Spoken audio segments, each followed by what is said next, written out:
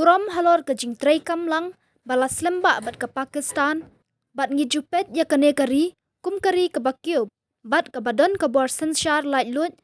ke Pakistan kalong ke bakongsan hakmat ke US kani ke yai ne wat lada ke don ke jing kela hapdeng kinong yalam lapen pau ha ke jing palat khubor ke White House hapdeng undong yalam kaliang persya Shehbaz Sharif ulabam semai kum menteri rang badu bathamai ke Pakistan haga jing jubab iki jing keli ki balami hak bayade bat ka kamsan hima sima ha Pakistan bat ka jing Shahjid Sharif kum menteri rang badu bathamai ke Pakistan hadin ka jing Shah slot bor Imran Khan na ka jing du jing kershan ha ka dorbar thau an ha ka ni ka singi ublei baladab na kaliang ka press secretary jong ka White House ka Jen Psaki kalau ong baka US ka layai beteng bat buram ya ka jing yade bat ya jan ha ka jing tray kamlang bat ka Islamabad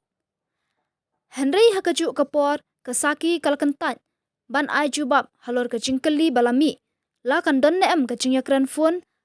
hapding President Joe Biden bat Sharif ngamla satya ban batai la kan don ne am ka jing yakran hapding kite ginong yalam Henry kini kilong ki benta ha ka jing tray kam baman la ka sngi khamtam ha kapor badan ka jing jet nong yalam bathamai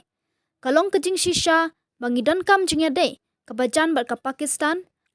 khamtam ha kaliang ka jing tray kam lang na ka banta ka jing shangan bat kani kan yai beteng hapo kini kinong yalam bathamai laong ka Saki President Biden ubala Shahjid kum President kani kari ha ukalla lingkot hajar arphawe umpat juyakran satya bat ukhan ha kapor ba udang bat kum menteri rang badu ka Pakistan bat hashwa ka jing Shah slot bor jong ukhan ulaong bakani kade ka kambut tu jong ki bari balas dang ka jing sella ha Washington ban pen khalam ya ka sarkar jong na ka bor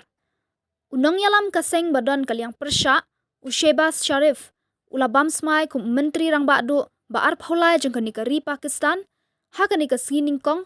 hadin ki kenta bakinong mi khmat na ka seng jong Imran Khan ubala Shah slot no ka bor kum menteri rang badu kani kari kila ay ka shithi inok kam ka jongki